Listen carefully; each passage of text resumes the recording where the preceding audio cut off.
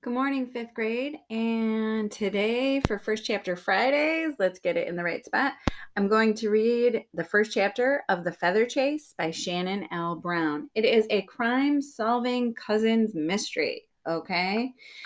So I got this on my Overdrive app, and you can also get it on the Overdrive app, but I think it's available at the Scholastic store as well. So, Chapter 1, Maybe a Mystery. We've been going uphill for ages. This was a dumb idea. Jessica stumbled on the uneven dirt path. Her cousin Sophie had brought her to the middle of nowhere to torment her. It wouldn't be dumb if you'd worn sneakers instead of those fancy sandals. Sophie glared at Jessica's feet. Looking up, she pointed to the right. Check out Pine Lake. The water's sparkling in the sun. Jessica glanced in that direction, then sat down on a boulder.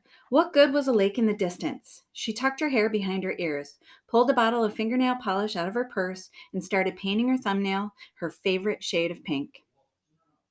Out of the corner of her eye, she saw Sophie lower her arm. I'm not going to let you make me miserable. Follow me or stay here with the wild animals. Wild animals? Jessica's gaze darted around the thick pine trees surrounding her. Then she leaped to her feet, knocking the open bottle onto a rock. Sophie stood with her hands on her hips and looked at her with disgust. Pick it up, or the woodsy police will give you a ticket.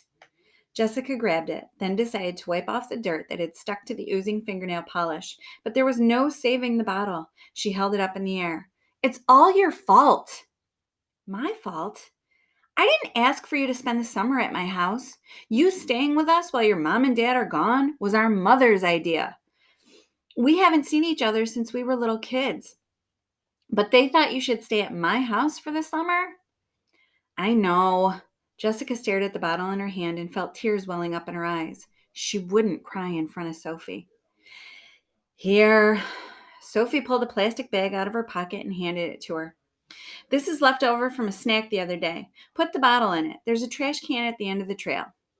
Jessica carefully dropped the sticky bottle and brush into the bag and put it in her shorts pocket. Flip that rock over, too. Pink nail polish doesn't belong in a forest. Sophie glared at her partially painted fingernails. When Sophie continued up the hill, Jessica walked beside her but kept her eyes open for those wild animals. When a bush rubbed against her legs and a small leaf stuck to her shorts, she quickly brushed it off. Can you tell me what the purpose of this walk is? Didn't you think the lake was beautiful? Isn't it great just being in this forest? Jessica looked around and yawned, covering her mouth with her hands. I don't like forests. I like shopping. I prefer city things. For probably the 10th time today, she wondered why her parents had sent her to a town with a forest. She liked living in London, England. Her house there overlooked a nicely groomed park. She didn't have to walk around in all this nature. Maybe the outdoors will grow on you. Pretend we're on a great adventure. I think 12 is a little too old for that. I'm 12 too, and I don't think so. My dad says you're never too old to use your imagination. Okay, we're on a great adventure. Jessica lowered her voice to a whisper. We're going to find a bunch of spies around that bend in the path. Sophie seemed startled, then grinned. She must not have known Jessica had a sense of humor. As they rounded the next bend, Jessica pointed to the ground. Look, there's a briefcase. Sophie giggled. You're really getting into this. No, I mean, there really is a briefcase. Sophie looked in the direction Jessica pointed. There is. A black leather briefcase, something like her dad used to carry papers to meetings, lay on its side next to a big pine tree. Jessica knelt beside it. No, Sophie shouted when her cousin reached for it. Don't you watch all those spy movies? The briefcase is booby-trapped. You must be kidding, Jessica said as she poked it with her finger. Then she picked it up off the ground. Gee, nothing happened. It's locked up tight, she said as she set it on a boulder. And she pushed on the latches.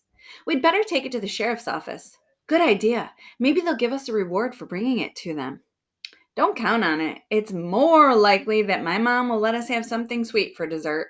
Jessica laughed. What is it with your mom and sweets? Last night's dessert was a bowl of apples, so I had to cut mine up to eat with these. She tapped on her braces. She's sure sugar will kill us all. I hadn't thought about your braces. Let Mom know and she'll get other kinds of fruits. Sophie bent over their discovery. Now, let's see this thing. Seems like an ordinary briefcase to me. How many briefcases have you seen? Sophie stood. Lots. Jessica stared at her in disbelief. Well, lots on TV. Jessica rolled her eyes.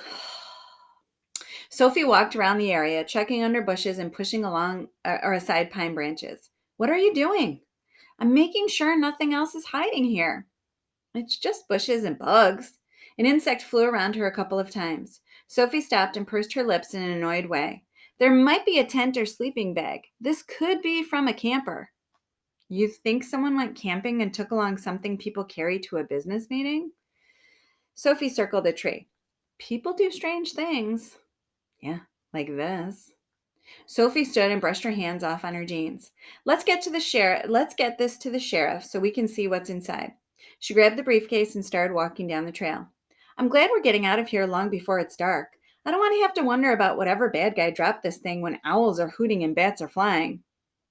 Jessica glanced around the forest nervously. Owls and bats? If they're out at night, where are they during the day? They must be asleep. Jessica stared up at the treetops. What if someone wakes them up? By accident. Oh, I don't think that can happen. Sophie checked her watch. This is taking longer than I want it to. Follow me. She took off running down the path they'd come on, veering to the right, then down a steep, narrower path. Jessica ran as fast as she could in her sandals. Her feet started to hurt, and then pain inched its way up her legs until they turned to jello. Gasping for breath, she made a mental note to use her mom's exercise equipment when she got home and kept her focus on Sophie. Her sandal strap caught on a root in the path, but she jerked it free and stayed on her feet. A tiny image of long brown hair in a ponytail, faded blue jeans, and a white t-shirt leaped over a small stream. Sophie hit the ground running on the other side with both feet and kept running. Wait, Jessica yelled as loud as she could. Sophie ground in her heels and came to a full stop as Jessica hurtled down the hill toward her, her arms flailing at her sides. As she got closer, Jessica decided not to jump the stream. She knew she couldn't make it, so she held her arms straight out and stepped from one rock to another. About halfway across, Jessica asked, Why didn't we come back over the bridge like when we left? Oh, this way is faster. I usually run all the way home and jump over the stream in my backyard. I forgot about your sandals. They're fine where I'm from. We have sidewalks. There's no stream in my backyard. And you must admit, the shoes do look pretty good. She paused, thinking about which of two rocks to step on next. Only one more rock to go, and she was over. I'm more of a sneaker kind of girl. Out of the corner of her eye, Jessica saw Sophie lift up her right foot. See? Can't look now, Jessica carefully said as she carefully stepped on the last rock she needed to cross the stream. When it shifted from side to side, she flapped her arms to keep her balance, then jumped to land. Made it! Sophie was standing in front of her with her eyes closed. She'd probably been waiting for a splash. She opened one eye slowly before opening the other. Yup, she had. Let's get this to the sheriff, Sophie held up the briefcase. Slowly this time, Sophie shrugged. If we're going to walk slowly, let's at least take the shortcut through the woods into town. No problem. They walked past Sophie's big white house, then through the woods. Jessica asked, Do you know your sheriff? Yeah, I've spent some time in the sheriff's office. Jessica stopped. Were you arrested? Sophie stopped beside her. No. When I think I found a mystery, I'd drop in and talk to her about it. Besides, her office is the most exciting place in town. She took a step and waved her arm. Jessica stepped beside her. The sheriff's a woman? Yep. She thought about the hard-as-nails sheriffs and police officers she's seen on TV and in the movies. Is she tough, like a human bulldog? Of course not, Sophie replied. She's normal. She seemed to be thinking about her for a moment. Sheriff Valeska is tall and has brown hair, but you usually can't see it because she has a sheriff's hat on top of it. Sophie turned to Jessica and looked her over. I don't think she wears makeup or fingernail polish. Jessica grimaced. She wouldn't leave the house without perfect hair and makeup.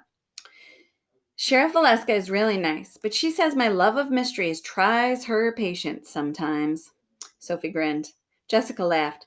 Then she pictured her cousin's description of the sheriff and grimaced again. When they got to town, they walked several blocks, past businesses and houses. Then Sophie led her through the door to the sheriff's office. It surprised her when they walked inside that a pretty woman in a uniform sat at a desk, and Sophie said, Hi, Sheriff. Hi, Sophie, the sheriff smiled. Sheriff Valeska, this is my cousin, Jessica Ballo. Pleased to meet you, Jessica. Sophie's mom told me you were arriving yesterday. Glancing from one to the other, she said, other than being about the same height, you're strikingly different. Standing still while someone scrutinized her wasn't easy, but Jessica did her best to be polite.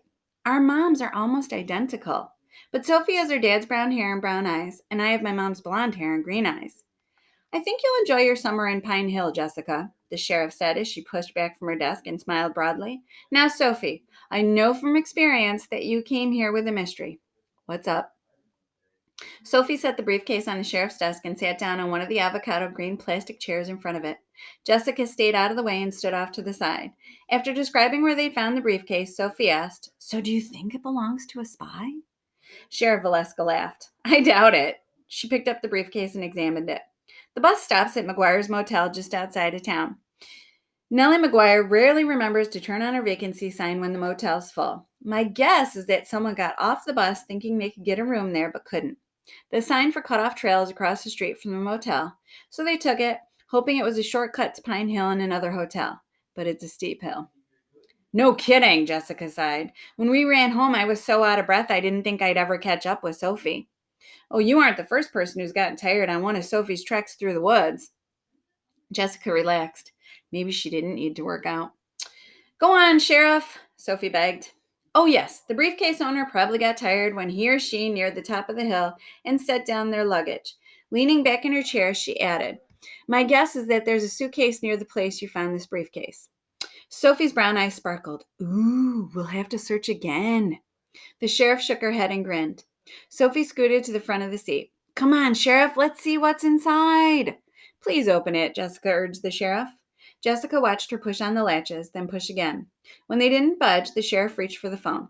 Homer, this is Mandy Valeska. I've got a locked briefcase here that needs to be opened. Okay, sure. She hung up the phone. Is he coming now? Sophie leaned forward in her chair, nearly tipping it over. No.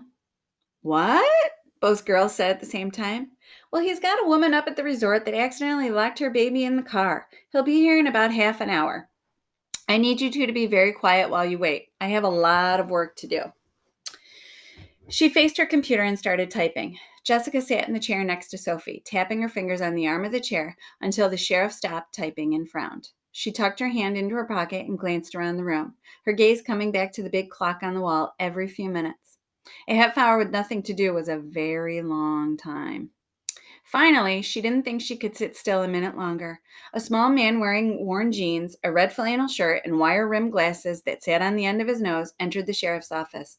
Mr. Winston, Sophie called out and turned toward Jessica. He's our locksmith, so now we get to see what's in the briefcase. This is it. Sheriff Valeska moved the briefcase to a table in the middle of the room. Here you go, Homer. He set a small leather satchel on the table, then picked up the briefcase and turned it from side to side, carefully examining the two locks. Then he reached into the satchel and took out a tool. This will only, Mr. Winston said as he put it into one of the locks, take a minute. Jessica heard a small click. He repeated the process on the other lock. There you go. He put his tool back in his open bag, closed it, then picked up the bag and practically ran to the door. Thanks for coming, Homer, the sheriff called after him. But you don't want to see what's in the briefcase? No time, he said, and he gave a quick smile and waved as he went out the door. Gotta get over to Simpson's shoes. His voice faded away as the door closed behind him. Sheriff Valeska turned toward Jessica and Sophie. Are you girls ready for the big reveal? They crowded next to the sheriff as she popped the briefcase open. And there you have it, boys and girls. Chapter 1 of The Feather Chase. So, in the crime-solving cousins. Very good book. I enjoyed it a lot. I think you will too. I actually borrowed it from my local library on the Overdrive app. I think it is one that I have in the classroom as well. If not, I can order it from Scholastic Books, so just let me know. So I hope you enjoyed this book. I hope you have a wonderful Friday and a wonderful weekend. So happy reading, boys and girls.